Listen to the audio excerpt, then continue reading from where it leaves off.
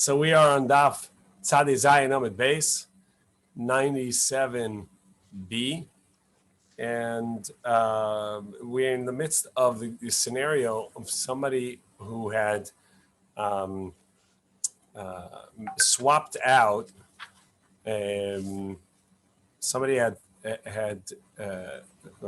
swapped out a carbon Pesach that was past due. It was no longer a valid carbon Pesach, and it swapped it out for another animal.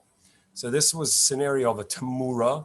It's called a swap, where you have a valid carbon and you try to transfer it to another carbon. It doesn't work, and so now both of them are kadosh, and you're not really allowed to do that, as we saw earlier.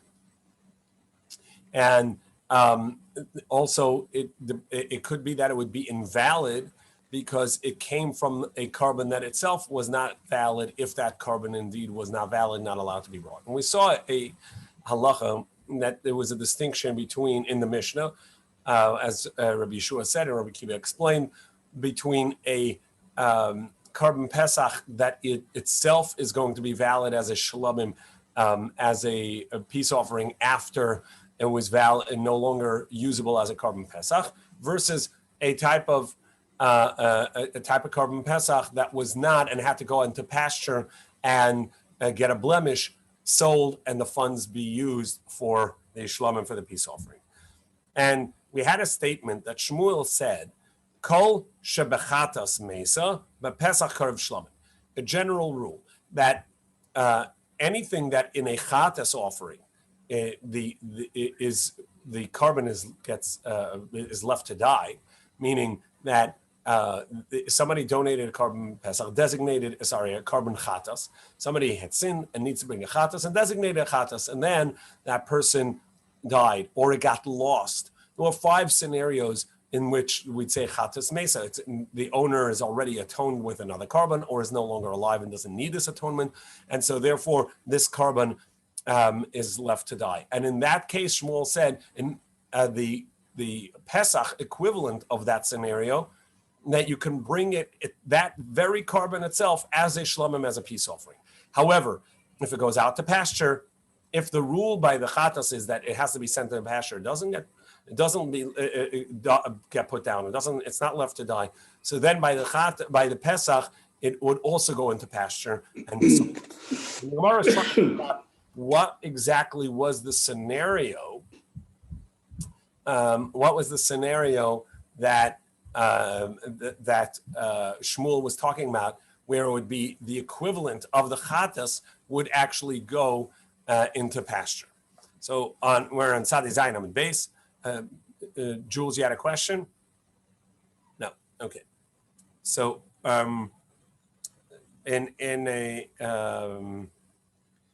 so the Gemara asks, what's the scenario? And the Gemara says, this is the 4th line of 97b. Ella Shmuel Rabbi Shimon Tzvi. Shmuel is in the opinion of Rabbi Shimon, and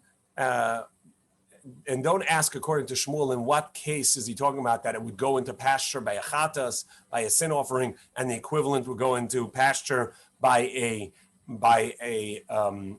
carbon Pesach, because he follows the opinion of Rabbi Shimon, who says in all 5 of these scenarios that we mentioned before, actually, whether you find it before or after this, whether the animal got lost and you found it before or after the owner had already gotten an atonement, in all these cases, the animal it actually is left for dead. So there is no case where it goes into pasture by a chatas, and if it doesn't go into a pasture by chatas, there's no equivalent for it by carbon Pesach.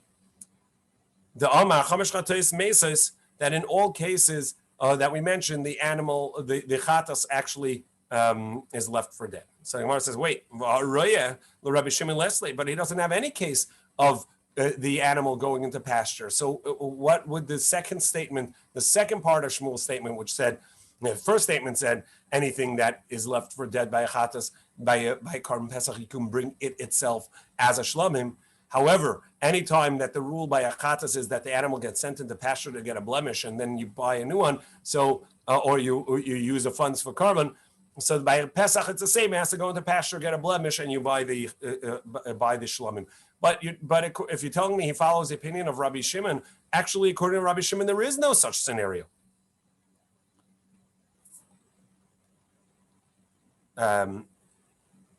So the Gemara says, Rabbi Shimon he doesn't have a case of pasture. The Gemara says, you're right. Shmuel nami chadikamar. The second statement of Shmuel was what we thought he meant to say, but actually he only said a single statement. That which by achatas is going to be left for dead. That by a carbon pesach you can bring the carbon itself.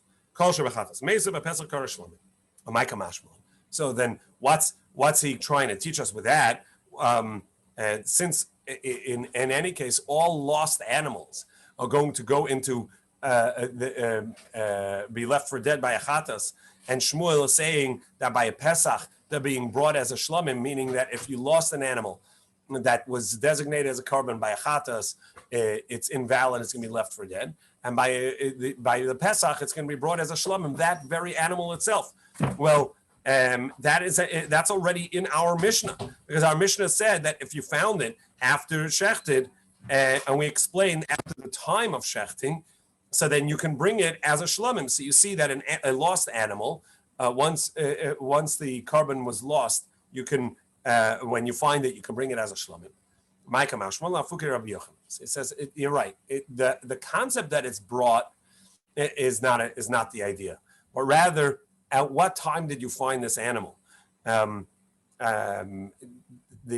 to Rabbi Yochanan, it's only if you found the animal after you already shechted the replacement. As you remember, our Mishnah was talking about where somebody had lost the designated carbon pesach, replaced it with another, and then found the original. And to that, we say that the original carbon that he had lost and then found, it's only okay to bring it as a shlamim if you found it after you already brought the replacement carbon. Since you already brought the replacement carbon, this carbon that you're bringing now never was a valid Pesach offering, and so therefore you're allowed to bring it immediately as a shlamim. However, if it was a valid carbon at first as a Pesach, and then you chose not to bring it, that would actually be prohibited to be brought as a shlamim itself. That's Rabbi Yochanan's opinion. The Amar, because he said in a Pesach kar of shlamim, you can only bring the Pesach itself as a shlamim, a peace offering. That's only if you brought it after the shechita, that you shechted the replacement. But if you're bringing it prior to replace the shechting the replacement, that means right now it's in the afternoon of the 14th, and you have two lambs in front of you, the original one and the replacement, and you're choosing the replacement. You're essentially pushing away the original one, and it's going to be invalid. So he says that the shechting is what defines the moment of which this is a designated carbon. Kamash malach says kava, and to that Shmuel says no. That just like by achatas, that the halacha like Rabbi Shimon, that if it was lost when you designated it, that counts as it was lost because the designation is enough to define it as a carbon chatas. So too by the Pesach, once chatzos noon comes, the designated carbon is defined as lost, and therefore the replacement is defined as your carbon Pesach. And even if you find it prior to shechting, it's going to be okay, and you can bring it itself as a shlamim because it was already designated and lost, and so it's defined as a lost carbon. Lishna Acharina, we have a similar teaching in a different way of coming about it. What Shmuel said was like this: Ve'ilu b'Pesach heichad da'avad v'nimtza acha chatzos koydem shchita yikar shlamim. That this that he said that it was lost when it was lost. The carbon chatos was lost, and then the Rabbanan said that when it was designated, it was a lost carbon. So then it's going to be go into the pasture.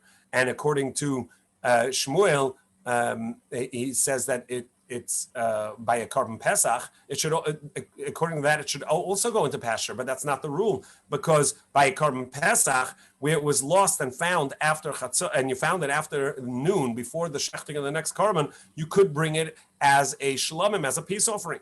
So Gemara says, you're right. Shmuel karabas kava. He says that the shechting is what defines the moment of the replacement carbon, and since the shechting is the moment that defines the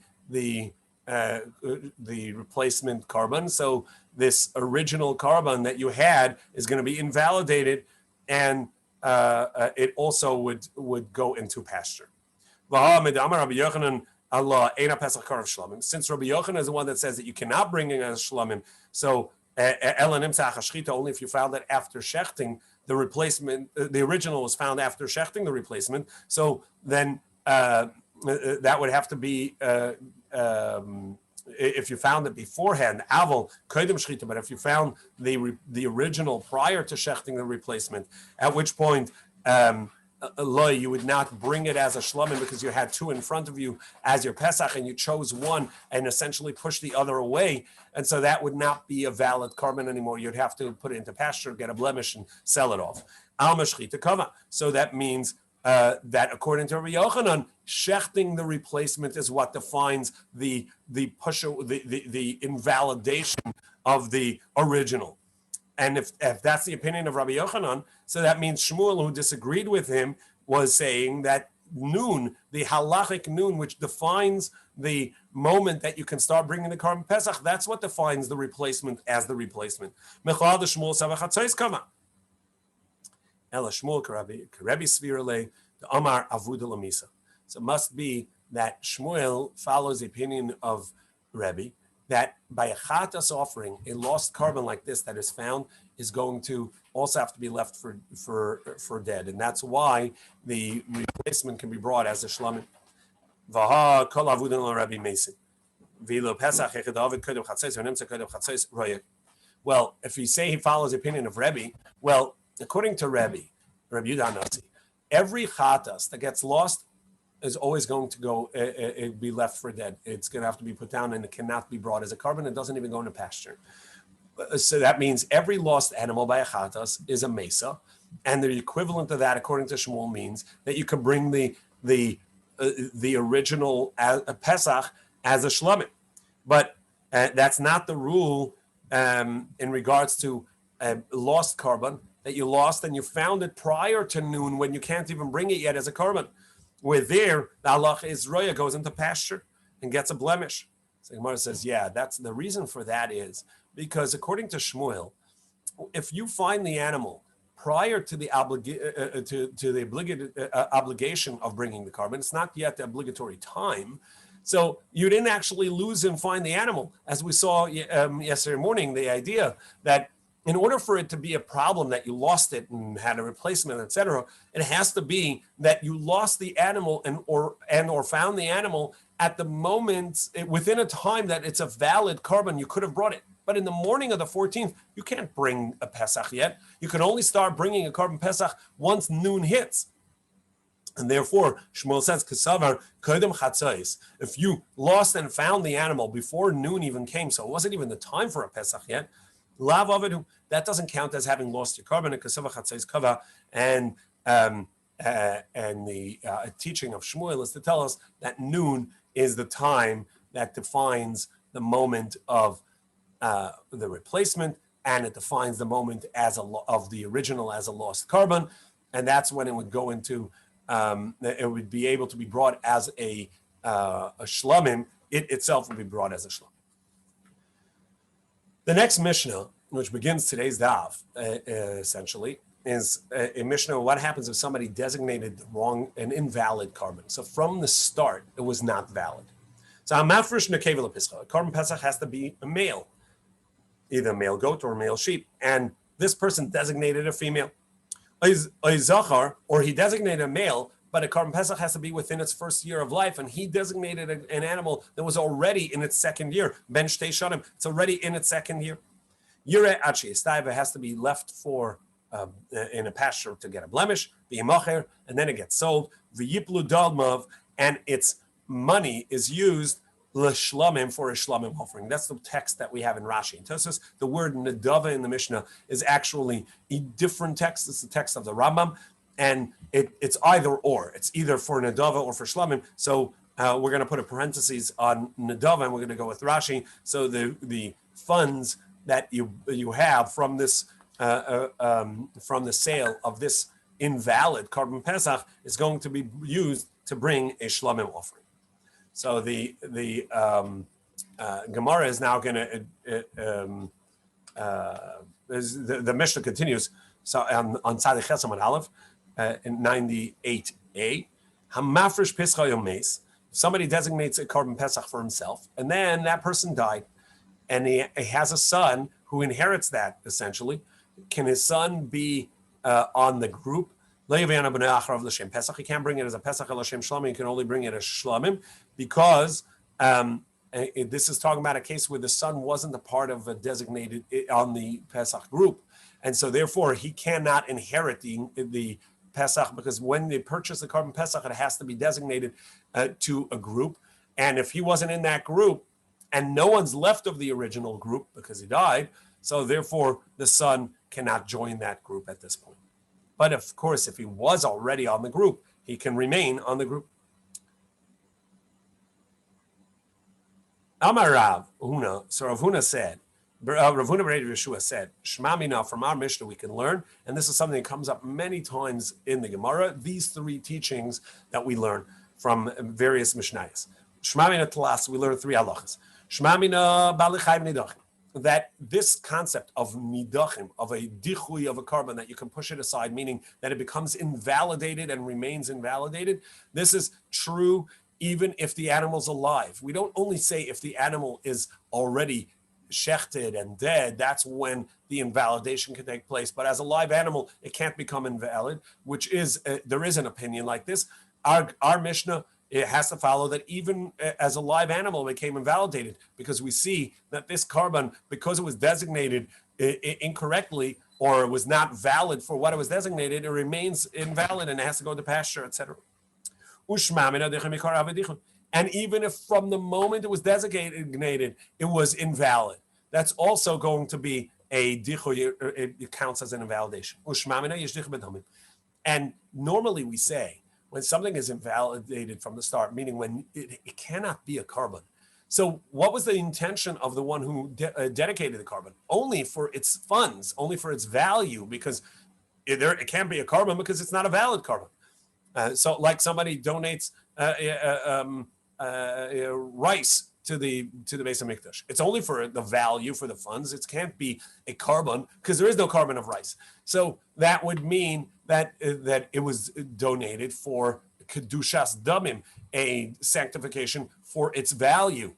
So too, any korban that's not valid as a korban would have to be for kedushas damim, for its money. And yet there is a dichui that this can be considered invalidated and it cannot be brought itself. It has to get a blemish, sold, etc. So these are the three rules that we learn from this Mishnah, and many times we learn this, and there are many questions about this as well. Tosfos has a couple of questions as to rule 2 and 3 seem to be the same, etc. Not for us, but the idea is that there is these three rules. A dichui, an invalidation of a korban, can happen even while it's alive, even from the start, and even if it was just donated for its monetary value. The Mishnah continued. Amafresh Pesach, somebody donated designated his korban Pesach, and then he passed away. Can his son take over that korban? Tana Rabbanan Amafresh Pesach, Raisa says, somebody designated a korban Pesach or Mace and he died. If his son was already in the group, he can bring it as a korban Pesach. But if the son is not in the group, that he can't bring it as a korban Pesach because he wasn't in the group and there's no one left on the group, so he has to bring it as a shlamim, as a peace offering. But when can he bring it? He can't bring it that day as a shlamim because on the 14th he himself is an oni. His immediate relative died. On the 15th it's Yantav, he can't bring it, so he'd have to wait to Chol Hamoed to bring it. The Yudvav in the Tesvav light, but not on the 15th, which is the first day of Pesach. Because donated gifts to the base of Mikdash cannot be brought as a carbon on Yantiv. Now, the mis avemus, when did the father die? Did the father die in the morning? How can the son bring it as a carbon Pesach? The son is already an onain. He's already somebody whose immediate family member died, and he cannot bring a carbon.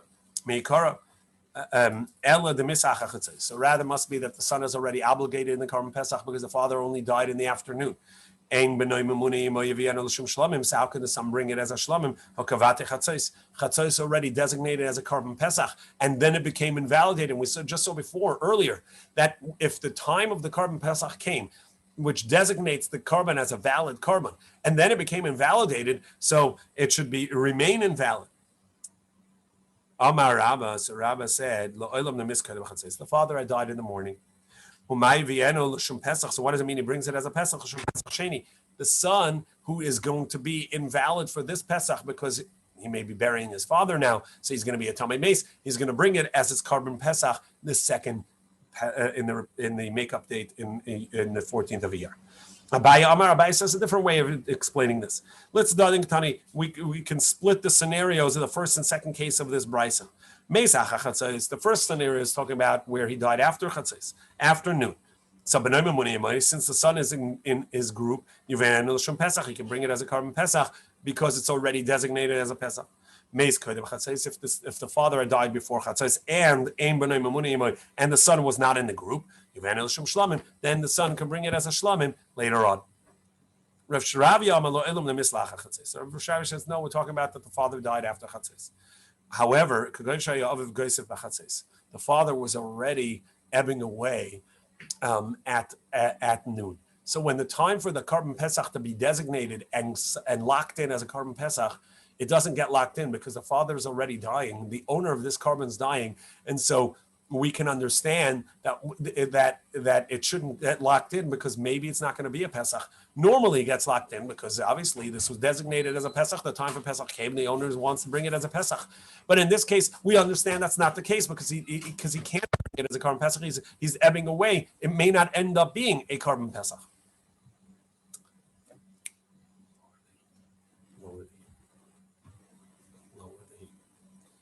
Ravashi says that it's talking about that the father had died after noon, halachic noon, and it already set in as a carbon Pesach. Rabbi Shimon here, but this is the opinion of Rabbi Shimon that says that Amar ein ba'alei chayim nidachim. Even though our Mishnah followed the opinion that a living animal can become invalidated as a carbon, this brisa is in the opinion of Rabbi Shimon, who says that a live animal cannot become invalidated as a carbon. That's the Ravashi's explanation. Ravina's explanation is different. Ravina amar kagoyin shehifrishay acha chatzos. He separated it, meaning the father only designated the carbon afternoon, so it never became locked in as a carbon at noon because at noon it wasn't even designated yet. And then the owners died also after Chatzos, Chatzos Kava, and only the moment of Chatzos itself is going to lock it in. And if you miss that time, even though it's afternoon, it's not going to become locked in until you actually bring the carbon. The next Mishnah talks about a confusion amongst the carbon Pesach. So Pesach shenes Arab bizvachim. We have a carbon Pesach. They got mixed up with other offerings. So this person had designated, let's say, 3 lambs. One as an olah, one as an asham, and one as a carbon Pesach. And the carbon Pesach now gets confused and he doesn't know which one's which. So kulan yirachi, all 3 animals have to go into a pasture to get a blemish. V'yimachru, and then they get sold. Now, let's say one gets sold for $100, one for $150, and one for $200. So he sold off the 3 animals for $100, $150, and $200. Now, each one of them, the $200 lamb could have been the Pesach. It could have been the Yola. It could have been the Asham. So, Yavi b'dmei hayafa. So the value of the most expensive one, the $200, is what he has to spend on his carbon Pesach. Because maybe the Pesach was the one that was worth $200, and now he has to make a replacement for $200. and also he has to bring of the nicest, of the most valuable one, another one as well. And he loses, he has to pay up the extra money to make up the $200 value for each one of these karbanos from out of his own pocket. And if it gets mixed up in a bechor is a firstborn that essentially is a korban and goes to the kohen. Now he has a korban pesach that's mixed with his bechor, and he doesn't know which is which. So the halacha is if there's a group that they themselves are a korban pesach, they themselves are kahanim, so they can eat it as a pesach and as a bechor. So then it would be a valid, even though the halacha is that the bechor usually can be eaten for longer than the korban pesach. Rabbi Shimon is of the opinion that even though you're shortening the length of a korban, it's going to be okay. Rabbi Shimon, if they're a group of kahanim, you eat them. Now Rashi explains, in order to make this transfer of money, now you're not allowed to do that because you may be swapping the funds from one korban to another. So what you do is you bring 3 sets of $200. So you have the korban. You have the korban that is worth. You evaluate the lambs, the 3 lambs, and one of them is going to be worth $200. So you bring 3 sets of $200 from your house. You say this $200 is wherever the korban pesach is, it's transferred on this. And these $200, wherever the ola is, it's transferred on this. And these $200, wherever the asham is, it's transferred on this. And then you can sell them and use them funds. So this way, you've taken the money and you've designated each one wherever it is because you don't know where each one is. So the Gemara explains, and now we're on Sadiches Amid Beis 98b. Well, that according to Rabbi Shimon, we said at the end of the Mishnah, if it's mixed with a bechor, with a firstborn animal, which at this point is going to be a korban that belongs to the kohen, so which should be eaten for longer. Rabbi Shimon says if it's a group of kahanim that are eating the korban pesach, so they can do it either way, because if it's a pesach, they'll bring both of them as a korban pesach, and say if this one's the pesach, great, we're eating it as a pesach, and if it's the bechor, so we're eating a bechor tonight for supper. So Gemara says, wait, but you're at the end of the night, you're going to have to finish this, and whatever's left is going to be burned, like a korban pesach. But a bechor should be able to be eaten even longer. You're bringing the kachim, the korban, to a invalidation earlier than it's supposed to be. So Gemara says, it's better to allow the korban itself to be eaten and not send it into pasture or make a swap, etc. It's better to do that, even if you're going to limit the length of time that you can eat this korban. The Tanan, as we learned, Asham shenazar b'shlamim. You have a Asham, which is a type of sin offering, that got mixed up with a shlamim, and I don't know which is which.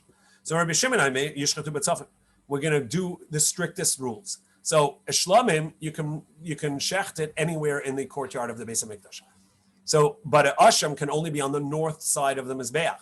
Well, then we're going to bring both of these karbanos on the north, because whichever one it is, that's the asham, is the asham, and the other one, so what? It's valid there. And we're going to eat it, each one of them, in the strictest way. So shlamim is allowed to be eaten for 2 days. The asham is only allowed to be eaten for 1 day. So we'll eat both of them in the 1 day.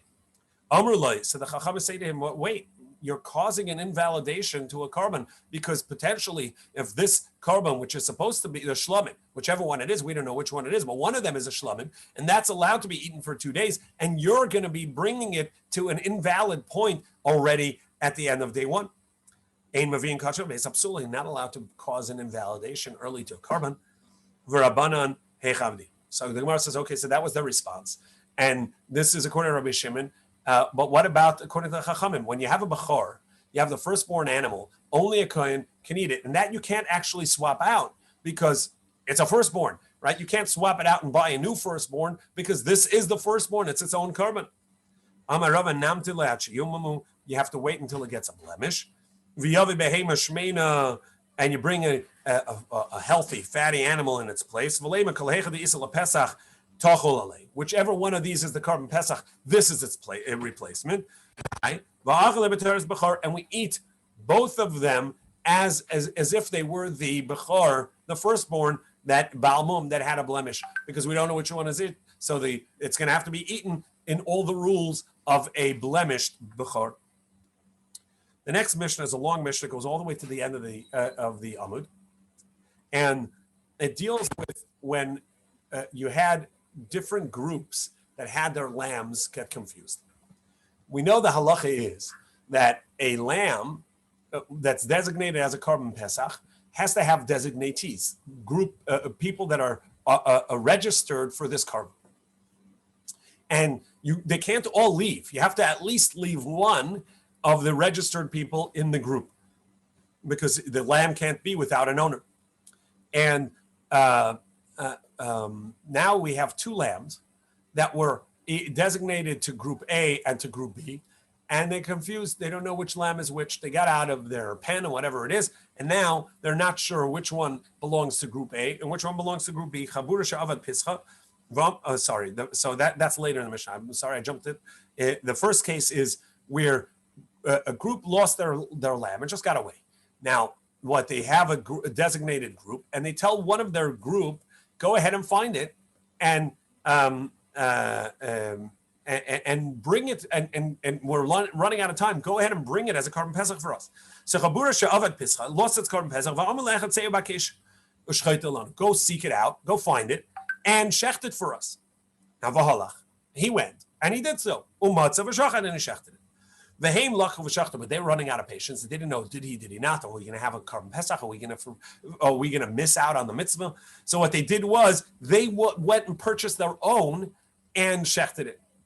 Now, so they essentially excluded him because he had his own lamb, which he thought they were in a group with him, but they extracted themselves from that group and brought a new one. So we're going to see.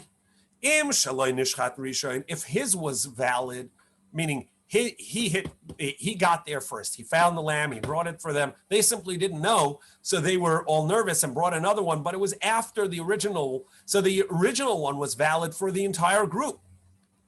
And what they did afterwards is totally void. So they join in his carbon pesach. However, but if they were correct, they were nervous and they beat him to it, and they brought their own carbon, so they essentially extracted themselves from the original group, and he's left as a single guy on that group while the rest of them came out. So they are now have their own carbon pesach, and he alone sits on his own carbon. But if they don't know which one came first, or they actually both did them at the same time, he eats by himself because he knows for sure he was on his original carbon. However, it's a doubt. Are they on his carbon, which was the one they were originally on, or did they extract themselves and get a new carbon? Therefore, they can't eat from either because you're only allowed to eat of the carbon pesach that you're designated on. So they bring both karbanos. They brought both karbanos. He can eat. Neither of them can eat. But either way, they fulfilled the mitzvah. They either fulfilled it with his or with their own. But either way, they fulfill the mitzvah, so they don't have to do the second Pesach. So their carbon may not be eaten. It gets burned outside of the camp. And they're exempt of doing a second Pesach because they either way fulfilled the mitzvah this time around. Similarly, Amar lehen, he says, I'm going to look for our lamb. If I'm not back by 4:00, go ahead and do your own carbon and include me on yours. So go ahead. If I'm not back by 4:00, let's say, go ahead and bring a carbon Pesach and include me on your group. But he did find it. But instead of going back to the group and say, hey, I found it, he went straight to the Beis HaMikdash to bring it. They didn't know that he found it. They also went and bought a new one and went to the Beis HaMikdash to bring it. And they also shechted. Now we see, if theirs was first and he had designated them, he told them, please bring it and include me. Say, hey, They all eat of the new replacement because that was his request. The im shalei nishchat rishon, however, if his was brought first, he eats of his own because he had brought his own carbon pesach. But they do their own because they had separated themselves. If we don't know which one was first, or they were both brought at the same time. They eat because they separated themselves and brought their own carbon, and that's fine. But he can't join them. Why? Because maybe his original one was first, and so he's on his own carbon. And maybe it wasn't. Maybe the one he had asked them to bring was first, and so he's with them. So, and he can only eat where he was designated, and we don't know where that is. So he can't eat the new one. He can't eat the old one. And so he doesn't eat the carbon pesach at all that year while they do. His carbon is invalid, and it gets sent out to be burned outside the camp. And he's fulfilled his mitzvah either way. He just doesn't know which one it is. He can't eat it, but he's brought the carbon pesach, and so he doesn't have to bring a replacement the second time round. Yes, Jules. So if he didn't eat it, he's not fulfilled the whole mitzvah, has he? Well, he's fulfilled the mitzvah of bringing the carbon, okay. And so that's the part that needs a replacement. That means a make-up date. However, the eating of the carbon, he missed out on that part of the mitzvah, but that there's no need for a make-up date. The make-up date is for bringing the carbon. Okay. And so as long as he fulfilled that part of the mitzvah, he brought a carbon, he just doesn't know which one counted as valid for him.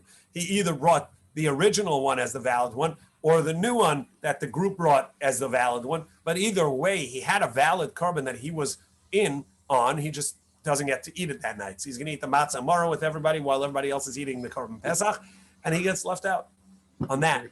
But he doesn't need a makeup date. Thank you. Sure. Amalehem.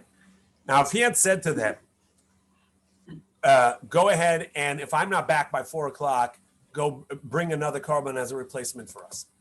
And they say to him, you go and bring that carbon for us, go find it and bring it, and we want to be with your group. Now, and then they got nervous, and at 4:00 came, and they brought the carbon pesach, and he also brought the original. So they each told each other, include me on yours, but they each brought their own. So Eichlin, Kulan min Arisha. So they're all going to eat from the first group, from the first lamb. But if they don't know which one was brought first, right? So they all going to eat whichever one brought was shechted first, but they don't know which one is shechted first. So Shneim Yesav Esasrei, both of the karbanos are invalidated. However, they fulfilled the mitzvah, they just don't know where it is. So they can't eat it, but they fulfill the mitzvah, so they don't do a carbon pesach.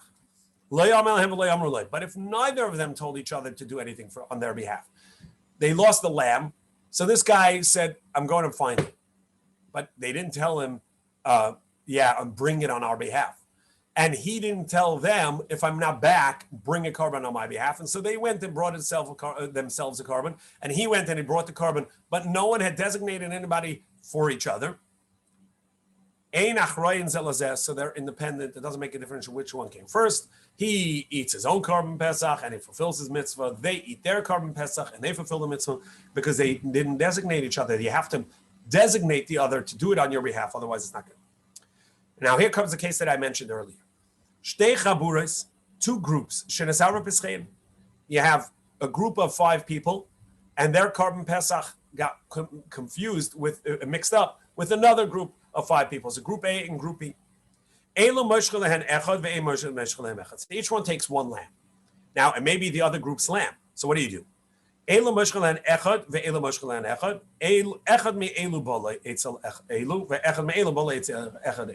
So now what we do is, so we had a group of 5 and a group of 5. They each take a lamb. They're not sure. Maybe it's the other group's lamb. So they say to one person from the other group, you join our Seder. And by doing that, if this was our lamb, so you just join our Seder. And if it was your lamb, so this is your lamb and let us join you. And the same goes the other way. The second group says, one of you guys come over here. It's like Red Rover. We call so-and-so right over. Each group takes one from the other. And by doing so, there's one person from one group plus the original four of the other group join in to make a group of five. And this way, whichever lamb was originally of this group, we have one person at least of that original group with the lamb. So this is what they say to each other. If this lamb is our carbon Pesach, you, one individual that joined us, you left your group, and you're joining our group. However, if this was of your original group, so then you remain with your group. But the four of us are leaving our group to join you. And the reverse as well. And this could be done true even if it's five groups that their karbanos got mixed up with each other. 5 of each group. So what you're going to need to do is one of each group are going to join on each lamb. So each lamb still has one person from the original group for sure. And if you have 10 lambs that got mixed up, but there was at least 10 in each group, they can do the same thing. Because what they're going to do is they're going to take one from each original group for each lamb. And this way, we're going to say the same thing. If this lamb was from your original group, you're the owner and we all join you. And if this is from my original group, you're all joining me. Now, if it's two individual people, I had my own carbon Pesach, and somebody else has his own carbon Pesach, no one else in the group. Now, we can't say one person leave from the other because it's too late, right? You can't leave if there's only one person on the group. So what are you going to do? So each group, each person is going to say, I'm inviting someone from a foreigner that's not, meaning someone not in any group yet, to join my group. So I tell somebody else, please join my group. And when he does, I say, now I want you to leave and go to the other group as the original, right? And they say the same thing. Im shalihu Pesach. If this is my original Pesach, you leave your group, and you're joining mine. And if this is your original Pesach, I'm leaving my group, and I'm joining yours. So tomorrow we'll see the Gemara is going to teaching from that we learn from somebody who speaks too much. But in any case, this is the case of mixed up, of confused carbon Pesachs. Wishing you a great night and see you in the morning.